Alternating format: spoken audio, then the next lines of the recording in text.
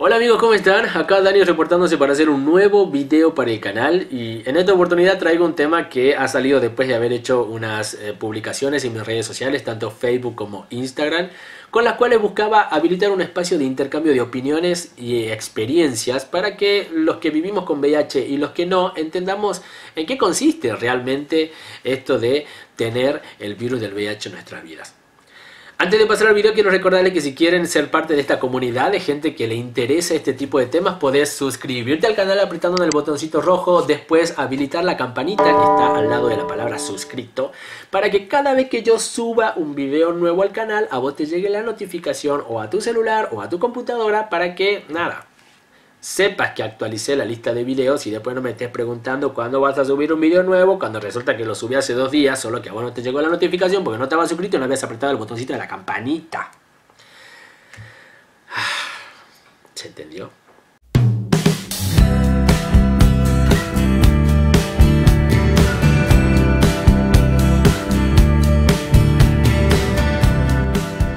Como les decía, el video de hoy surge de una publicación, puntualmente esta, que decía lo bueno y lo malo de tener VIH.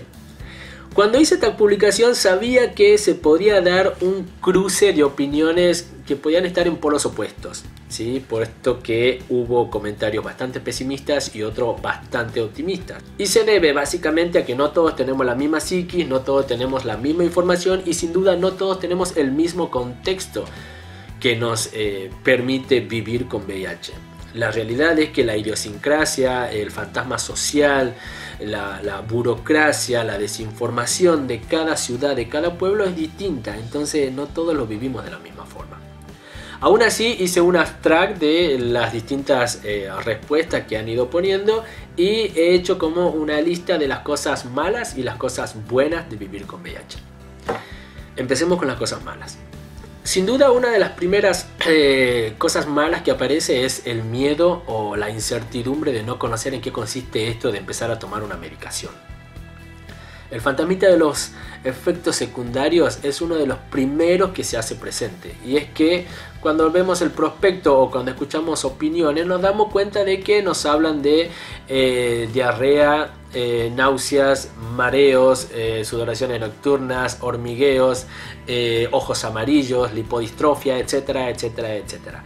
Pero también es verdad que muchos de esos efectos secundarios, algunos son a corto plazo y algunos son a largo plazo. Los que son a corto plazo son los que se van, que son casi todos los que acabo de mencionarles. Y después aparecen otros que aparecen con el tiempo, con los años, cuando el organismo de alguna manera se va resintiendo después de haber estado procesando medicamentos año tras año. Pero hay que hacer la salvedad de que los medicamentos que se entregan hoy en día a las personas que vivimos con VIH no son los mismos medicamentos que se entregaban hace 25 años atrás.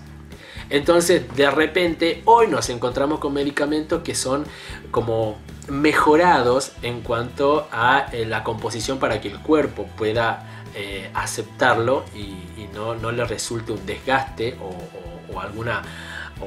o algo perjudicial para la salud del cuerpo.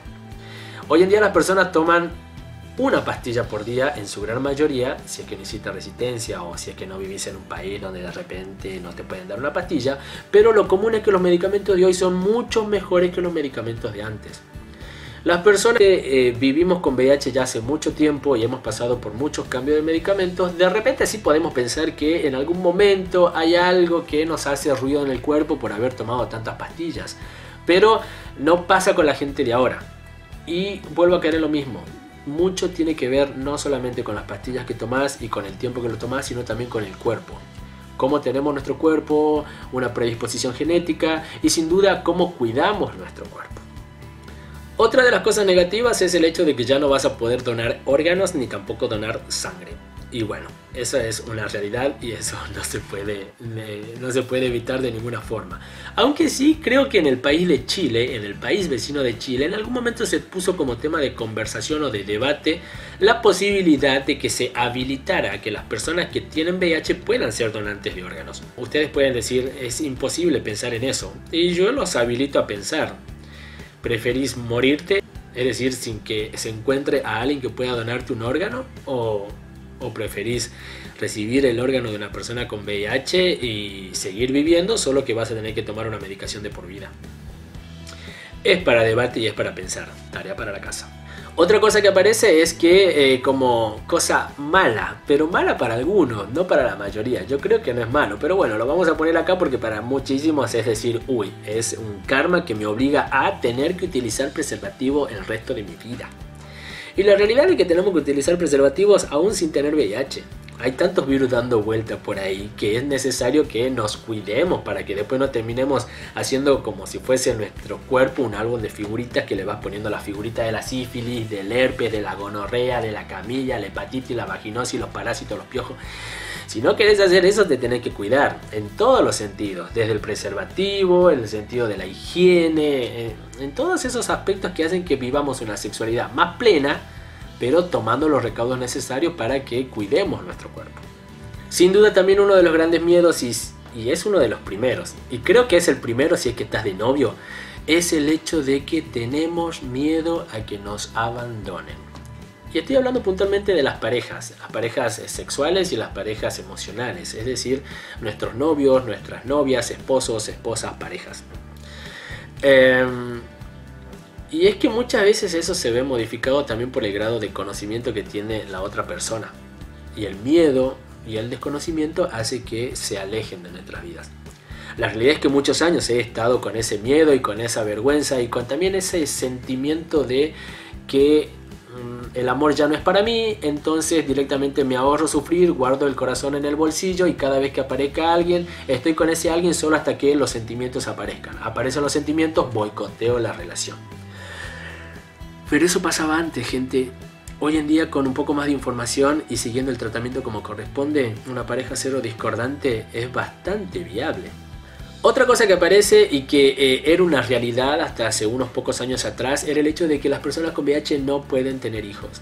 Hoy en día, dada la evidencia científica y del valor del tratamiento, de la adherencia y al final de la indetectabilidad, las personas que viven con VIH pueden tener prácticas sexuales sin cuidarse, en el sentido de no cuidarse usando preservativos, pero con la salvedad de que lo ideal es que sean parejas estables, monógamas, que se conozca al otro y que sean fieles en el sentido de que no haya posibilidad de que adquieran algún virus o una reinfección por VIH por otra persona que haya aparecido en esta pareja.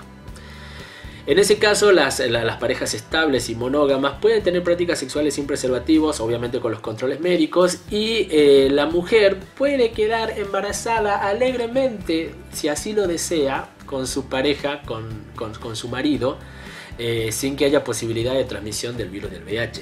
Ni de él hacia ella, ni de ella hacia él, o si los dos son positivos, hacer una reinfección. Se puede también ser papá por medio de asistencia en un laboratorio. Sí, ya se puede hacer una extracción de espermatozoides sanos de las personas que viven con VIH y utilizarlos para inseminar un óvulo y después ese óvulo ser introducido en la madre para que pueda gestarse el bebé y después con el tiempo darse el nacimiento del niño. Hoy en día sí se puede ser padres viviendo con VIH. Sin duda también uno de los grandes problemas que aparece, y este sí es real, y cuando tengo que decir cuídate para que el virus del VIH no aparezca en tu vida, básicamente es por este problema, y es la fucking burocracia institucional que hoy en día, al menos en Argentina y también por lo que leo ocurre en toda Latinoamérica, hace que las personas con VIH tengamos que estar todo el tiempo con los nervios de punta y el estrés a nivel Dios, porque la burocracia hace que muchas veces la adherencia sea un poco complicada. Hay gente que tiene que estar pensando todo el tiempo en que a fin de mes tiene que ir a recolectar sus medicamentos por varias farmacias. Hay gente que tiene miedo a que de repente en la obra social los expulsen o directamente les dificulten la adquisición de los medicamentos porque de repente quizás no declararon tener VIH. O tienen VIH pero tienen miedo de meterse en obra social, puesto que le tienen que hacer firmar un papel donde declaran si tienen algún diagnóstico, dolencia o enfermedad previa. Entonces muchas veces esa burocracia de mierda, que básicamente también está generada por el hecho de que todos buscan ganar dinero, y para muchos la gente con VIH significa una fuga de dinero, nos encontramos con ese problema. La burocracia, el papeleo, el trámite, el ir y venir, la carta documento, Esas intervenciones hacen que muchas veces las personas tengan una adherencia un poco interrumpida, pero no interrumpida porque uno no la quiere tomar a la pastilla, sino porque de verdad se vuelve estresante todo lo que significa adquirir el medicamento. Eso es algo de lo que se debería tratar a la hora de reformular las distintas leyes de los distintos países que velan por los derechos de las personas que vivimos con VIH. Tarea para la casa, legisladores, media pila. El VIH nos afecta a todos. Otra cosa que aparece es la cosificación de las personas que vivimos con VIH en el ámbito de salud. Sí, en el hospital, en las clínicas y en los laboratorios. Hay gente que no es nada humanizada a la hora de hablar o atender a la gente con VIH. Los tratan mal, les entregan los medicamentos o los resultados de una manera poco amigable, bastante violenta, y muchas veces se cagan en el derecho a la confidencialidad. Y eso hay que visibilizarlo al punto de que comiencen las personas encargadas de esta parte del trabajo a hacerlo como corresponde. Yo creo que nadie tiene todavía, y no lo va a tener nunca, el derecho a tratar al resto de las personas como les dé la gana, simplemente porque son menos gente, porque vino el virus del VIH a su vida. Personas con VIH, cada vez que eso ocurra, tienen que hacer valer sus derechos. Es verdad, a veces hacer valer los derechos implica levantar la voz, y levantar la voz de alguna forma visibilizarse. Pero si no lo hacen, lamentablemente cada vez que ocurran estas situaciones, y se van a tener que volver con la cola entre las piernas a su casa y llorar a puertas cerradas. Y no es la idea. Hay que visibilizarlo para producir un cambio. No se van a hacer cambios si es que no ponemos a la vista a las personas que se ven afectadas por este tipo de situaciones.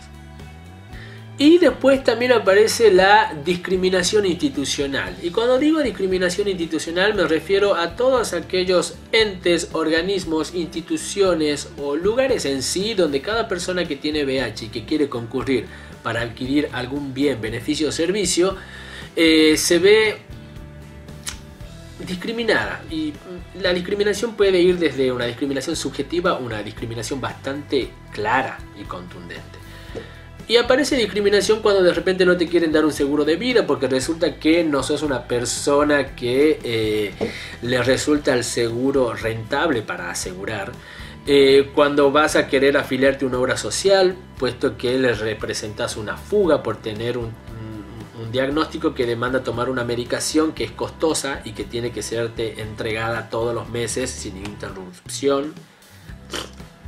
Y ni hablar también de otras instituciones o lugares que son como más sencillos, como en un gimnasio. A mí me pasó hace poco que fue un gimnasio y al inscribirme me preguntaba en la ficha si es que tenía algún tipo de diagnóstico previo, enfermedad o dolencia, ¿sí? Y aparecía entre las opciones VIH.